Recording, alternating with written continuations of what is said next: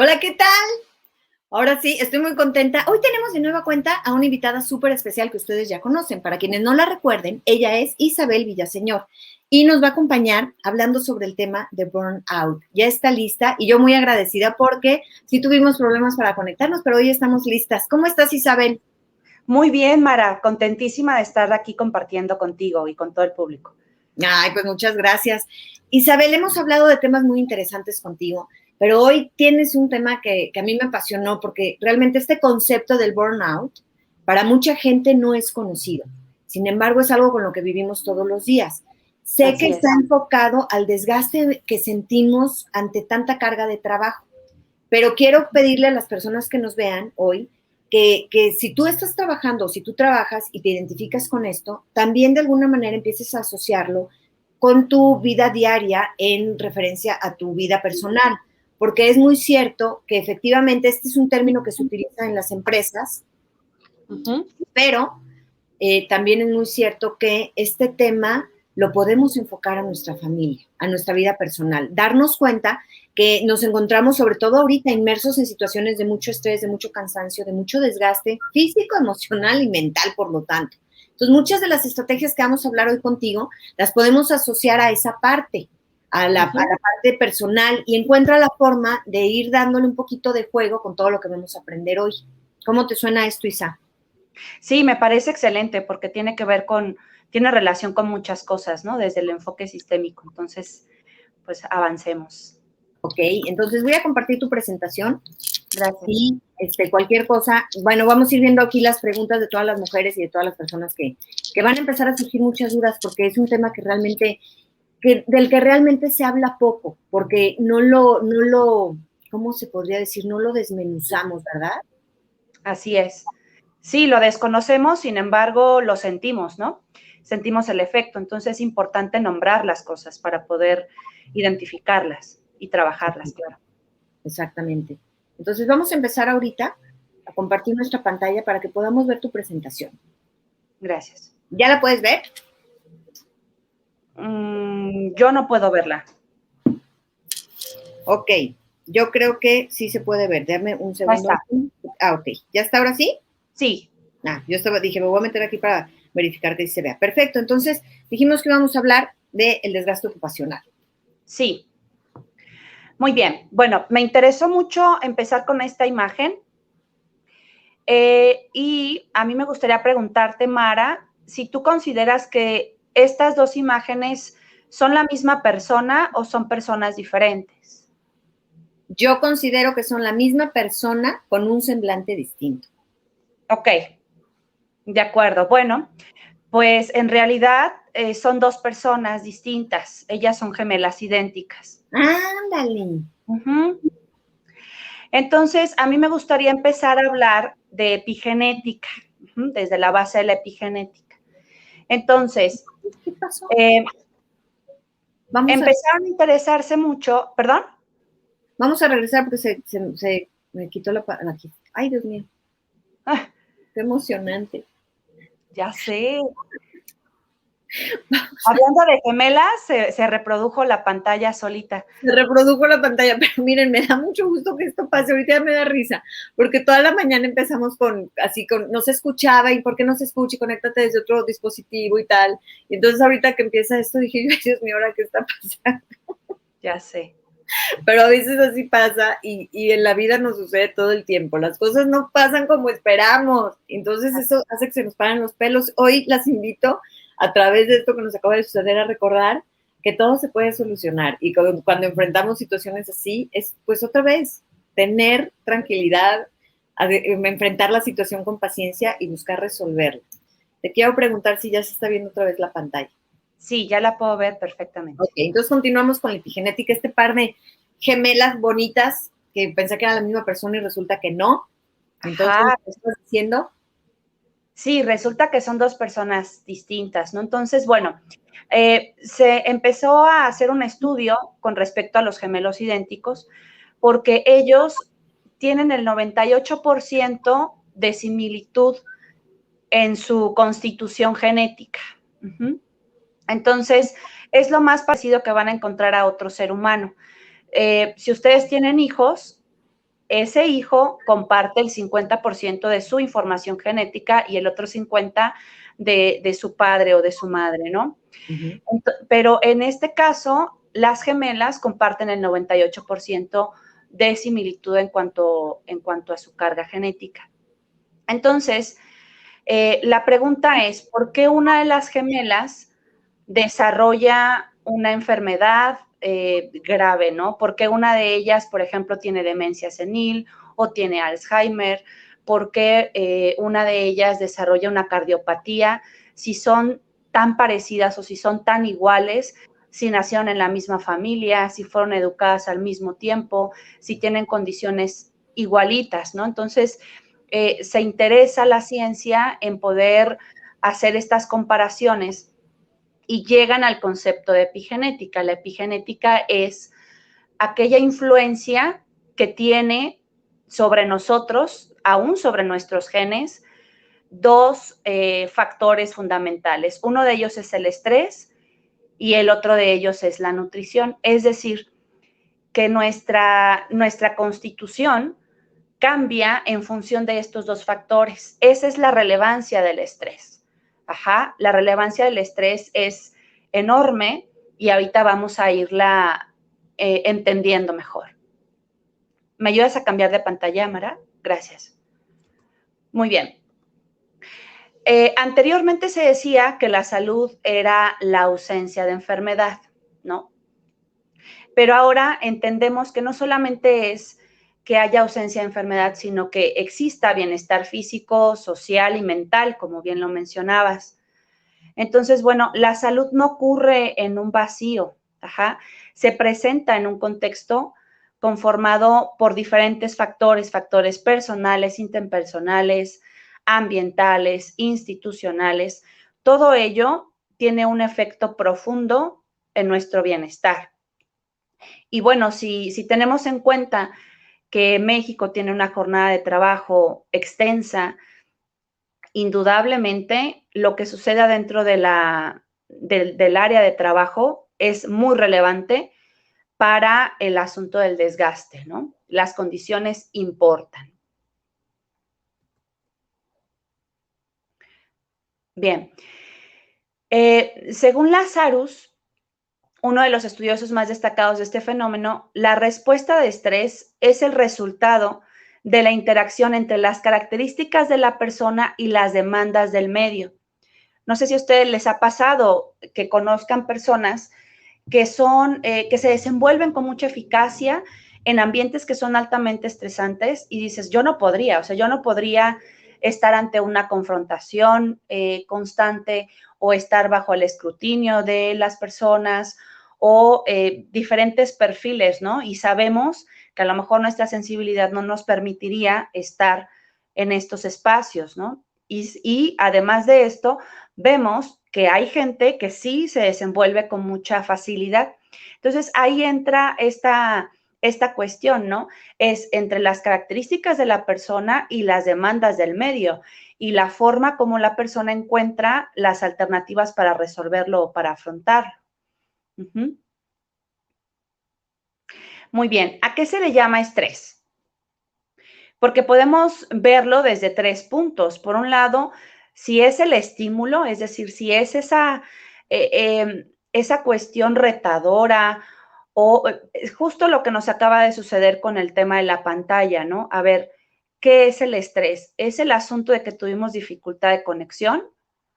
¿O es nuestra percepción de, ay, qué pena, hay personas que están conectadas, estamos perdiendo el interés del auditorio, o no, toda esta serie de pensamientos que se generan con motivo de una situación inesperada, o sería la eficacia de las estrategias, ¿no? O sea, ¿a qué le vamos a llamar estrés? A este momento difícil, a lo que nos sucede a nosotros con nuestra percepción y nuestros pensamientos, o a la eficacia de las estrategias. ¿A cuál de las 3 cosas le vamos a llamar estrés? Y bueno, pues vamos a descubrirlo. Bien, se dice que las respuestas psicológicas, conductuales y fisiológicas del proceso del estrés pueden convertirse con el tiempo en consecuencias. Es decir, la existencia en el tiempo de varias respuestas convierte lo que fue una respuesta a algo que afecta de manera significativa el ritmo de la vida. Es decir, no es algo que nos puede estar sucediendo con mucha frecuencia. Ahorita, por ejemplo, nuestra reacción y la reacción del todo el público seguramente sería distinta si continuáramos con dificultades, ¿no? Es decir, en su momento lo resolvemos, atendimos la situación con mucha eficacia de parte de Mara, pero si es algo que continuara sucediendo, indudablemente nuestro momento o nuestra reacción sería diferente, ¿no? Entonces, no solamente es que sea algo que suceda una vez, sino que sea algo o que sean diferentes factores que se involucran y que nos afectan. Eso básicamente es lo que sería el estrés, nuestra respuesta ante una situación prolongada, donde no podemos estar en paz. Bien.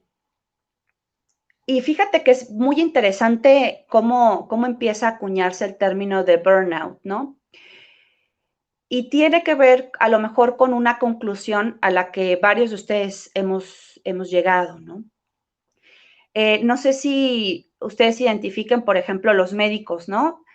Los médicos y de alguna manera la forma como el personal de salud no está como tan presente en lo que está ocurriendo. O sea, por ejemplo, decimos, es que cómo es posible que vea tanto sufrimiento humano, tanto sufrimiento físico como sufrimiento emocional, como de las personas que acompañan al paciente, y la persona diga las cosas con tanta frialdad. ¿Les ha pasado esto? ¿Han llegado ustedes a esa conclusión? Bueno, seguramente sí. Entonces, aquí, por ejemplo, llegamos a esta parte, ¿no? El burnout es una respuesta al estrés emocional crónico que incluye 3 componentes: el agotamiento emocional o físico, la baja productividad laboral y el exceso de despersonalización. Ahorita vamos a descubrir de qué se trata cada uno de estos puntos. Muy bien, el agotamiento o cansancio emocional. Es una pérdida progresiva de energía, cansancio, desgaste y fatiga. Es una situación en la que los trabajadores sienten que ya no pueden dar más de sí mismos a nivel afectivo. Es un tema como de falta de energía, de falta de los recursos emocionales propios. Es el asunto de levantarte y decir qué cansancio ir a trabajar. O incluso cuando regresas de trabajar, qué apatía hacer cualquier cosa ahorita. O sea, ya no soy capaz más que de dormir, no soy capaz más que de repararme, no soy capaz de interesarme por otras cosas. Le pierdo el interés a otras cosas que anteriormente me gustaban mucho o me daban mucha tranquilidad o mucho placer. Entonces, es un excesivo interés hacia lo que tiene que ver con el trabajo, ¿no? Pero no es un interés deseado, es un interés impuesto, ese es el asunto. Bien, la despersonalización, ¿no? La despersonalización tiene que ver con esta distancia emocional, física y afectiva de las personas a las que estamos atendiendo. Se manifiesta con irritabilidad, actitudes negativas, respuestas frías e impersonales hacia clientes, pacientes, alumnos, etcétera, ¿no? Puede considerarse como el desarrollo de sentimientos negativos, actitudes de cinismo, inclusive hacia las personas destinadas del trabajo. Estas personas son vistas por los profesionales de forma deshumanizada debido a un endurecimiento afectivo, ¿no? Por ejemplo, el enfermo, esta idea, ¿no? El enfermo merece su enfermedad, el cliente es un sujeto detestable o irritable o imposible, o las personas que trabajan en los centros de readaptación social, ¿no? El preso es un delincuente que merece su condena, o el alumno merece ser reprobado. O sea, esta parte de despersonalización, ¿no? De falta, de ausencia de interés hacia las personas con las que estamos trabajando, hacia nuestros clientes, pacientes, alumnos, etcétera. La falta de realización personal. Ahí sería una insatisfacción del logro, ¿no? Son respuestas negativas hacia sí mismo y el trabajo, la tendencia de los trabajadores a evaluarse negativamente y de manera especial, y esa evaluación afecta la habilidad con la que se realiza el trabajo y la relación con otras personas. Es decir, estos tres componentes son las formas que tenemos de identificar si estamos teniendo desgaste ocupacional o no. Entonces, bueno, pero empezamos de forma distinta, ¿no? Una persona empieza en el trabajo a lo mejor con mucha ilusión, con mucho interés, con mucho que aportar, pero de manera gradual, debido a estas condiciones, va perdiendo ese compromiso inicial, como una forma al estrés laboral y a la tensión que le genera a través de las respuestas, el conflicto con las experiencias y las condiciones laborales, específicamente en situaciones de sobrecarga laboral, donde hay demasiada estimulación, donde los retos son enormes o incluso donde hay una pobreza de rol, ¿no? Es decir, esta parte del aburrimiento, estos trabajos que pueden llegar a ser muy monótonos, que pueden carecer de espacio para la creatividad, etcétera, ¿no? Es decir, todo tiene que ir como en su justo equilibrio, ¿no? Como lo podemos entender ya. Entonces, el rol debe ser interesante para que la persona se mantenga cautiva, y estimulada, ¿no? Para seguir trabajando. Eso es parte de los enormes retos que se tienen en las empresas, ¿no? Y bueno, vamos a hablar un poquito o a extender en el contexto de México, ¿no? Porque ya entendimos un poco de qué se trata el asunto del desgaste ocupacional, cómo identificarlo. Y además de esto, me gustaría introducirlo al contexto del estrés laboral crónico en México. Ok, esto está bien interesante. El IMSS nos reporta que el 75% de los trabajadores padece estrés laboral. 75%. Esto es una cantidad gigantesca de personas que en México padecen estrés laboral. Un empleado, un trabajador que sufre de estrés puede faltar hasta 25 días al año por diferentes situaciones, por ansiedad, por depresión, por enfermedades crónicas o degenerativas o por adicciones. ¿Qué significa esto para el impacto a la empresa? Hay un rendimiento laboral bajo, desde luego. Las empresas lo reflejan, las personas reflejamos la incomodidad de diferentes formas y tenemos esta máxima, ¿no? Que lo que no se habla se expresa de alguna manera y todo se expresa. Entonces, un trabajador extenuado, cansado, con un desinterés hacia lo que está viviendo, lo que está haciendo, indiscutiblemente se refleja en la parte de la baja productividad.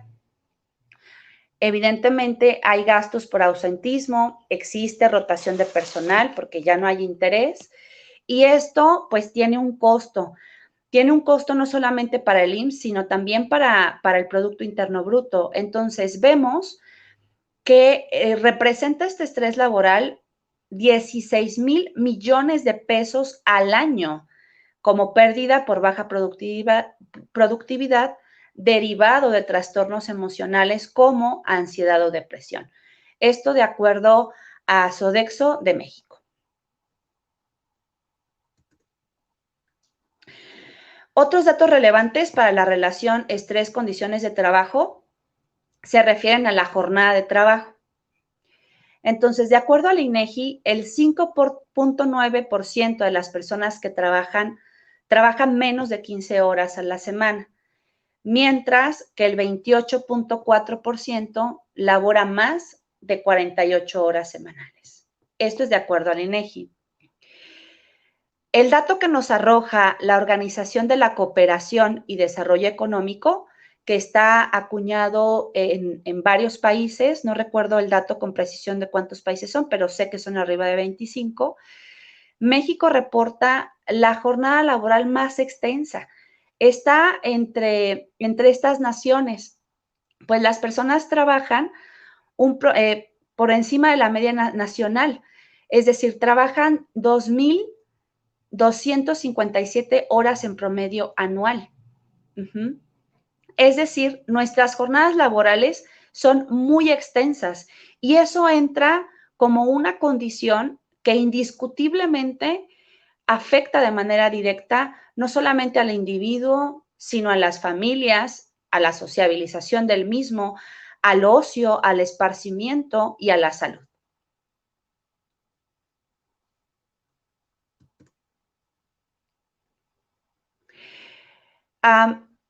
Uno de los escenarios más importantes e influyentes en la vida de una persona, sin duda, volvemos al punto del mundo del trabajo, ¿no? Y bueno, intentemos identificar esto. Las personas aceptan o aceptamos en su momento un trabajo muy extenuante y muy extenso con condiciones difíciles debido, desde luego, a la necesidad económica. Ajá. Claro que hay una necesidad importante y me gustaría también extender en esa parte, ¿no? Con los indicadores de pobreza que hay en México. De acuerdo al Consejo Nacional de Evaluación de la Política del Desarrollo Social, para el 2018, el 41.9% de la población en México se encuentra en situación de pobreza. 41.9%. Nos falta nada para que la mitad de la población en México esté en condiciones de pobreza. Y el 7.4% está en situación de pobreza extrema. Estamos hablando que la mitad de la población tiene un salario insuficiente para resolver sus necesidades. Entonces, sumemos todo eso, sumemos que el salario es insuficiente, sumemos que las jornadas de trabajo son extensas, sumemos que la mitad de la población prácticamente vive o en condiciones de pobreza o en condiciones de pobreza extrema, ¿qué da como resultado? Da como resultado una población altamente estresada y el estrés influye directamente en la salud y eso se va multiplicando y genera condiciones de enormes desventajas, de enorme desventaja social.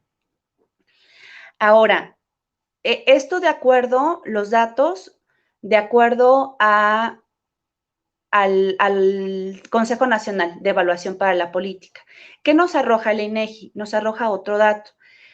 Dice que existen 53 personas en edad dependiente por cada 100. ¿A qué se refiere? Se refiere a que la mayoría de los adultos en México, los adultos que trabajan tienen hijos. Entonces, claro que no pueden dejar de trabajar a pesar de encontrarse en condiciones críticas con respecto a su salud, con respecto a la justicia social, porque mantienen personas. Entonces son preguntas que ni siquiera pueden plantearse. Uh-huh.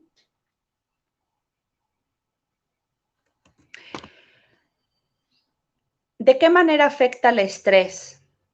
De forma individual, en todos estos puntos. De manera emocional, se desarrolla con ansiedad, con miedo, con irritabilidad, con mal humor, con impotencia. De manera conductual, disminuye la productividad, aumenta la posibilidad de cometer errores, dificultades en el habla, risa nerviosa, trato brusco en las relaciones sociales, llanto. En la parte cognitiva, una dificultad para concentrarse, confusión, olvido, pensamientos recurrentes de que somos menos efectivos. Y a nivel fisiológico, los músculos contraídos, dolor de cabeza, problemas de espalda, cuello, malestar estomacal, fatiga, infecciones, palpitaciones, problemas de sueño, cuestiones de cardiopatías, etcétera.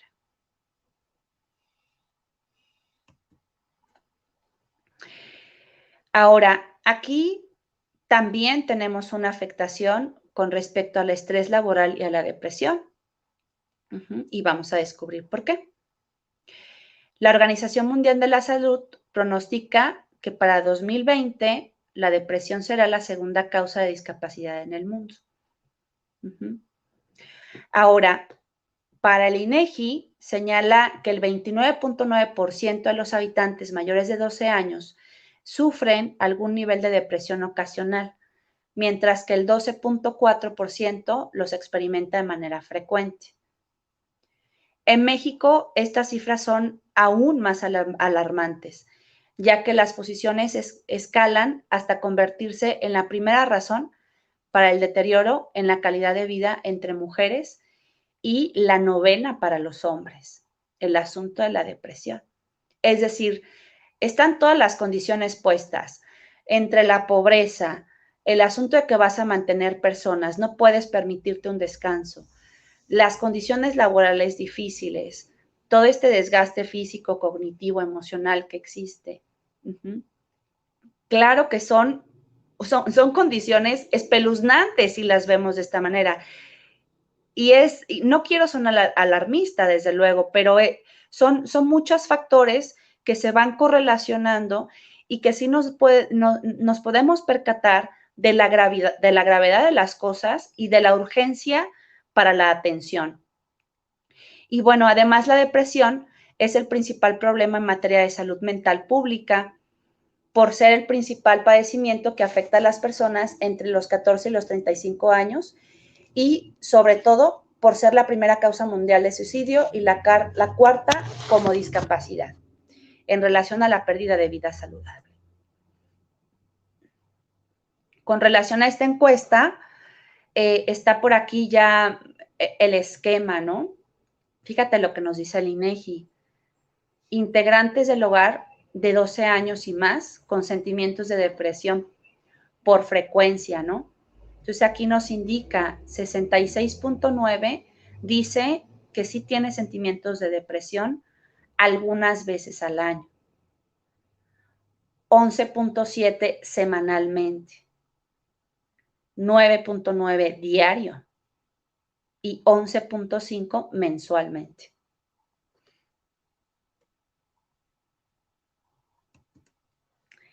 Bien, ¿cuáles son estos posibles factores de riesgo psicosocial? Ahorita vamos a extendernos un poquito más con respecto a la respuesta del gobierno mexicano para atender este tema, ¿no? Que básicamente es la creación de la norma 035, que son los factores de riesgo psicosocial. Es decir, esta norma es de cumplimiento obligatorio, obliga a los patrones a que puedan generar las condiciones saludables para todo su cuerpo de trabajo, ¿no? Y esta norma identifica diferentes cosas. Primero, el ambiente de trabajo, que las condiciones sean favorables, que las personas no sufran ningún accidente y que sean otra parte es que sean cargas de trabajo adecuadas a su capacidad, porque de repente las cargas de trabajo son en demasía o son con respecto a situaciones fuertes de confrontación, entonces eso también involucra las cargas de trabajo. El control que se tiene sobre el trabajo, desde luego que a mayor control, mayor felicidad, ¿no? Si las personas pueden decidir algunas cosas sobre el qué hacer, sobre la jornada, tienen mayor felicidad y mayor sensación de control. Las jornadas de trabajo justas, jornadas de trabajo justas. Que no exista interferencia entre la relación de trabajo con la familia, porque hay muchas personas que se llevan trabajo a casa, que incluso no se llevan trabajo a casa, pero están constantemente pensando en los pendientes, en las cosas que dejaron sin atender. El tema del liderazgo también es importantísimo, ¿no? Que exista una buena relación, una relación sana con el líder, con el supervisor, con el jefe de área. Las relaciones, este punto es interesantísimo, ¿no? Se le llama mobbing. Mobbing es que entre compañeros exista una relación muy complicada, ¿no? Es decir, estas partes que hay de excluir a una persona o de forzar la convivencia o de hablar mal de esa persona o hablar cuestiones personales de esa persona con respecto a cuestiones de trabajo, etcétera, ¿no? Esto se da entre compañeros, ¿no? La violencia laboral son condiciones más fuertes, ¿no? Condiciones donde hay burlas, donde hay maltrato, donde hay como esta cuestión de poder ser muy ofensivos, abiertamente humillados, etcétera. Reconocimiento del desempeño también es de las cosas que mide el riesgo psicosocial, es decir, si existe este reconocimiento o no existe, si hay una escala de reconocimiento, si se premia de alguna manera el desempeño adecuado. Y la última parte, el sentido de pertenencia, ¿no? Si las personas sienten orgullo o felicidad por trabajar donde trabajan.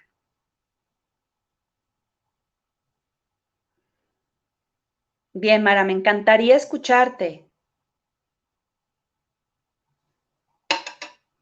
Todo lo que tú nos acabas de compartir. ¿Sí me escuchas, verdad? Después me pusiste a pensar todas esas gráficas con el tema de la depresión, qué fuerte, porque lo hemos visto y si lo enfocamos, quiero pedirles a todas, como les dije al inicio, que lo enfoques también a tu vida personal, porque todo lo que tú dijiste es que también en nuestras casas lo estamos viviendo. Claro. Entonces, bien es cierto que muchas trabajamos, somos empresarias o somos emprendedoras. También cuando regreses a tu casa, que tú lo mencionaste también, dijiste, cuando llegas a tu casa ya estás cansado, estás agotada. Y entonces esa parte también la estamos viviendo. Esta combinación de todos estos factores nos altera y altera también, enfocándolo, atonándolo a nuestro grupo, pues a la autoestima. Porque de alguna manera constantemente nos estamos sintiendo atacadas, cansadas y eso hace que nuestra autoestima se desequilibre, hace que nos vayamos hacia esta parte de la autoestima baja. Es increíble ver también en la forma en la que tú lo expones una realidad tan fuerte de lo que vivimos en México. O sea, vivimos en México en un ambiente laboral que nos causa, sí, efectivamente, mucho estrés. ¿Y qué es lo que sucede? Creo que ahorita más que nunca necesitamos líderes positivos, ejercer el liderazgo positivo. Hay un autor que me gusta mucho que se llama Kim Cameron, y él es experto mundial en organizaciones laborales y ha escrito muchísimos libros, inclusive tiene un decálogo en el que habla sobre las 10 habilidades que tiene que tener una persona emprendedora.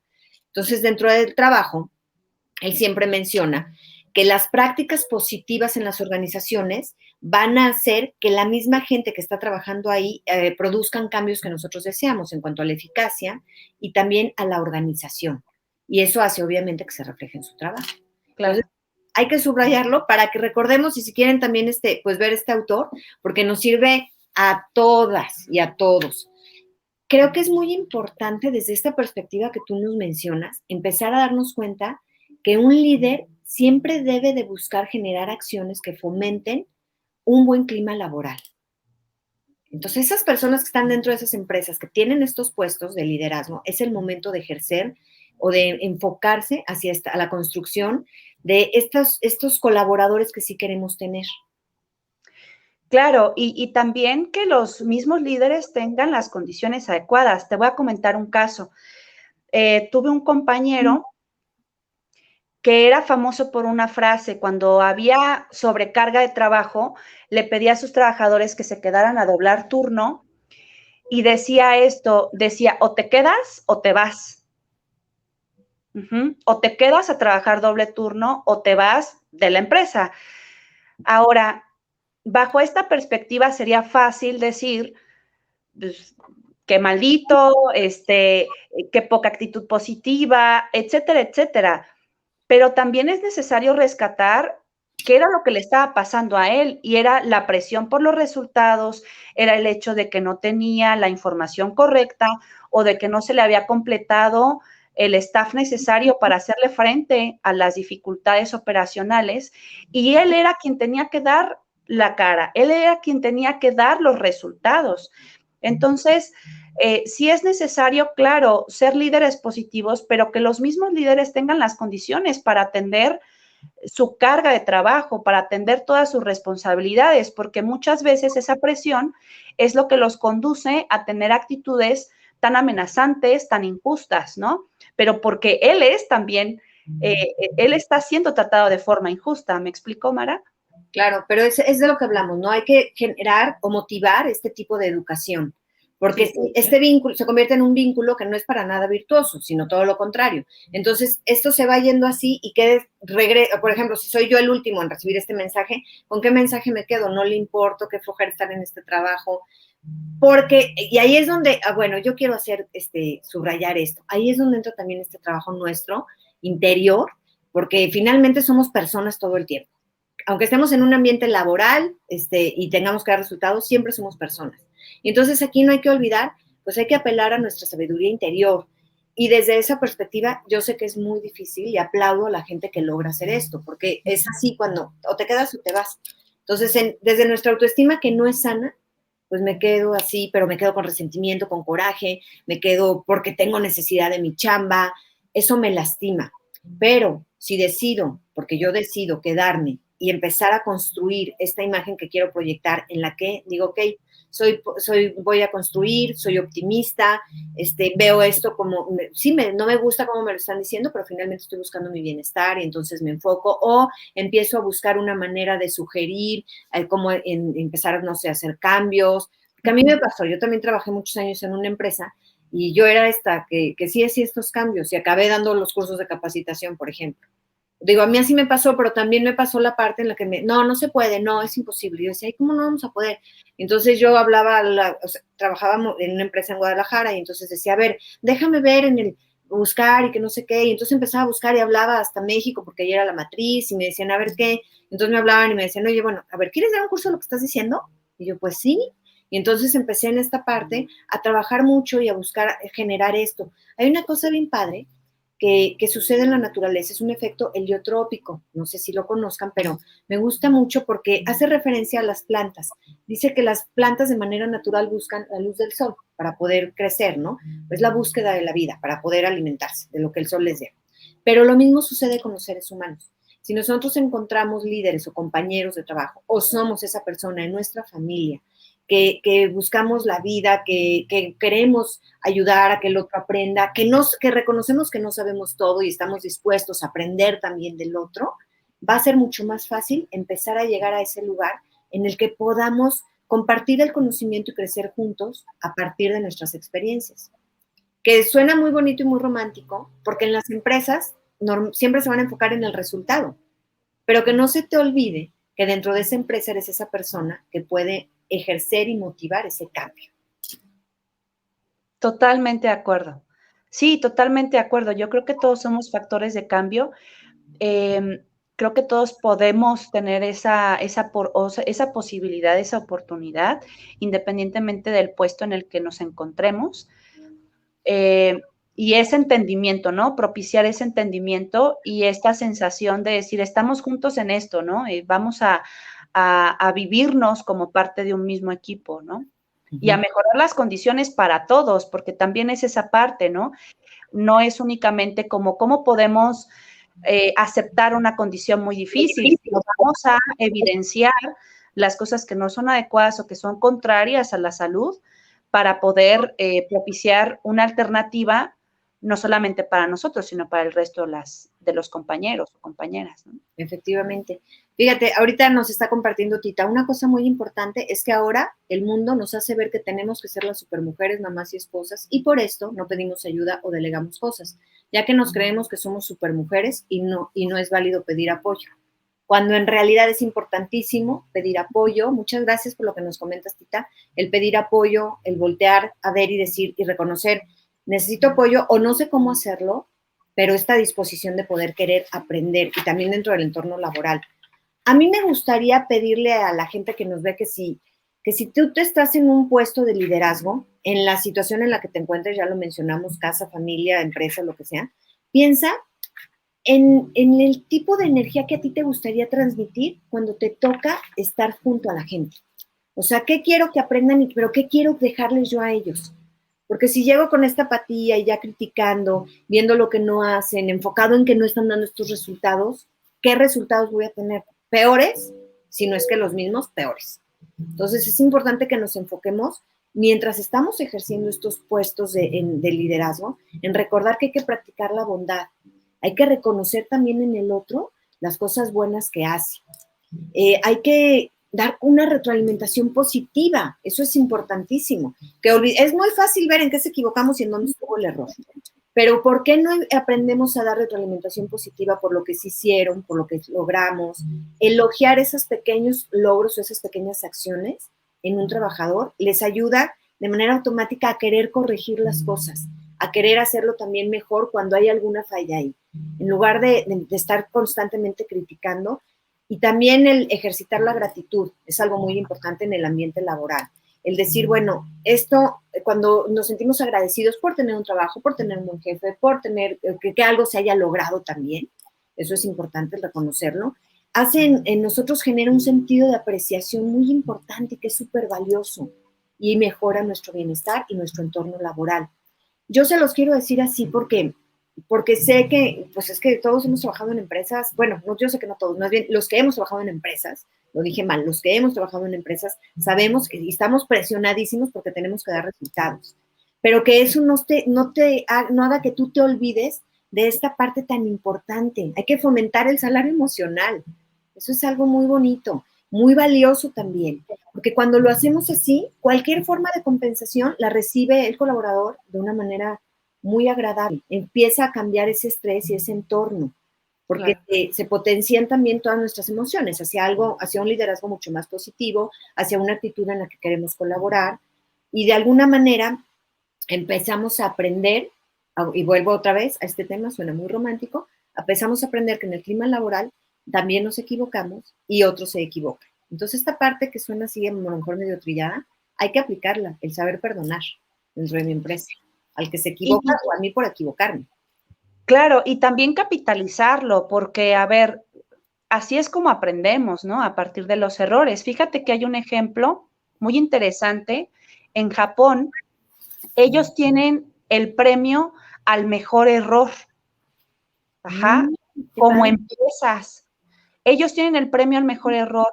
¿Por qué? Porque ellos entienden que el error es parte del proceso natural de aprendizaje, que el error es muy humano.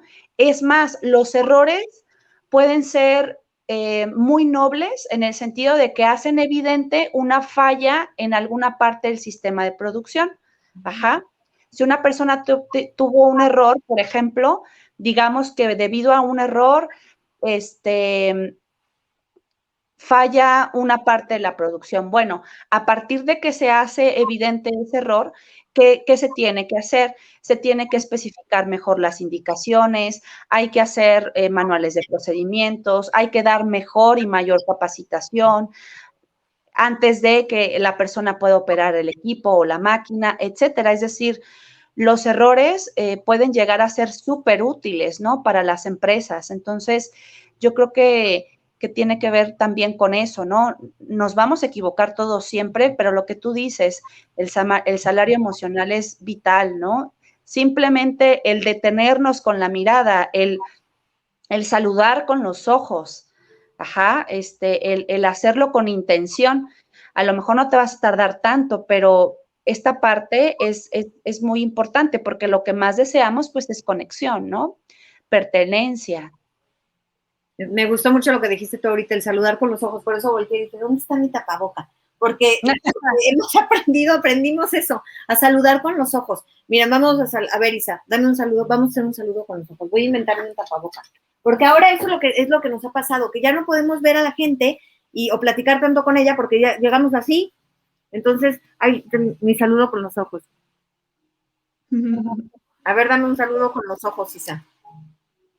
No sé si lo estoy fingiendo demasiado, ¿no? No, pero para que se vea aquí en la pantalla, es que es cierto, aprende, Claro. cuando estamos así, es cuando más lo tenemos que practicar, hay que aprender eso. Me encantó, Isa, descubrir esta parte y también asociarlo con esta parte de las empresas y asociarlo con nuestra parte personal y descubrir que a pesar de que son empresas, el factor humano nunca va a poder ser sustituido. Aunque haya cosas que hacen las cosas, digo, máquinas que hacen las cosas más rápido que nosotros, digo, esta parte del factor humano, el saludar con los ojos, como dijimos, el saber agradecer, el contacto con las personas a través de nuestras palabras es valiosísimo. Entonces hay que aplicarlo también en nuestra casa, en nuestra familia. A mí me gustaría que hoy termináramos compartiéndoles un ejercicio, porque, bueno, y sí, yo en todo lo que hacemos, pues siempre dejamos ciertos ejercicios a la gente con la que trabajamos, ya sea en empresas o en la terapia individual o familiar, como sea el caso, pero siempre dejamos ejercicios. Hoy les voy a dejar un ejercicio que les va a servir tanto en el ambiente laboral como en su casa. Y yo quiero pedirles que empiecen a crear un muro de gratitud. Y lo pueden hacer, les digo, en su empresa o en su casa. ¿En qué consiste? En que todos puedan expresar las cosas buenas que les sucedieron en el trabajo o le puedan agradecer a alguien por ese medio de ese muro lo que hicieron por ellos. Todo lo puede ser en tu casa, lo puede ser en tu empresa.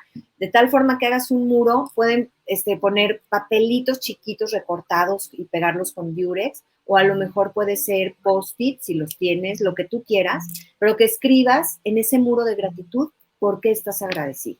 Y que empieces a ver cómo ese muro de gratitud de veras genera una atmósfera o un ambiente mucho más agradable, porque nos estamos enfocando en ver lo que sí hacen otras personas y agradecer por ello, contrario a lo que hacemos habitualmente, que es, ya me fijé que se equivocó, que llegó tarde, que no lo hizo, que lo regañaron. Entonces hoy te invito, y yo los invitamos, a que construyan este muro de gratitud y que pasen y lo observen y que formen parte de un pequeño cambio, pero que va a ser muy significativo en tu vida, porque todo empieza por nosotros. Entonces empieza contigo y empieza a ponerlo y disfruta del proceso. Vamos a ver qué pasa. No te enfoques en, ay, no pusieron nada, qué mala onda. Ay, no sé qué. Enfócate nada más en ver lo que sí hay, en lo que sí hay que agradecer. Estoy viendo aquí abajo el teléfono de Isa para quienes no están en la República Mexicana, nada más les recuerdo que a poner un signo de más 52 para aquellas personas que no pertenecen a la República Mexicana y el resto del número es correcto. Entonces, más 52, 452, 170, 08, 10. Isa, yo me quedo muy contenta y muy agradecida por toda la información que hoy nos das, porque nos abres un panorama enorme pues a una visión nueva de algo que no contemplamos muchas veces. Me encanta saber que podemos compartir esto y les damos muchas gracias a todas las personas que se han conectado. Luz nos pone aquí un cambio radical para una vida sin estrés. Eso es padrísimo y podemos terminar así, pero danos una frase o algo para concluir nuestra conversación de hoy, Isa. Mientras Isa lo va pensando, les doy las gracias. Gracias, Tita, dice Tita, me encantó la idea, amé la idea, pone. Y gracias también a Susi porque está aquí. ¿Ya tienes tu frase? Conquista tu bienestar. Ay, qué padre. Conquista tu bienestar. Y enfoquémonos en eso, en las cosas positivas que sí tenemos. Isa, pues te doy las gracias. Estamos viendo también aquí ya tus redes para que si alguien tiene ganas de hablar con Isa, de profundizar en el tema, de hacerle alguna pregunta, claro que pueden dejar sus comentarios aquí abajo, pero también la pueden contactar. ¿Verdad? Sí, claro que sí, Mara. Muchísimas gracias por abrir este espacio. Gracias por la invitación. Siempre te lo he dicho y no me voy a cansar de hacerlo. Eres una mujer de inspiración, de reto. Me encanta tu forma de expandirte, de compartir y de ser súper perseverante además, ¿no? Porque es algo que realizas cada viernes y que es evidente el interés que muestras sobre la comunidad, tus escuchas. Pues al contrario, gracias a ti, Isa, porque tú formas parte de eso y la gente que nos ve y sigamos construyendo juntas, porque pues esto no se termina hasta que se acabe, quién sabe cuándo va a ser, entonces hay que mantener una actitud muy positiva, cultivar siempre esa fortaleza pues esa fortaleza emocional que todos tenemos, ¿verdad? Todos formamos parte de esto. Te lo agradezco, Isa. Les dejamos un beso y nos Besos. Gracias, hasta luego. Abrazos, gracias. Buen día, hasta luego.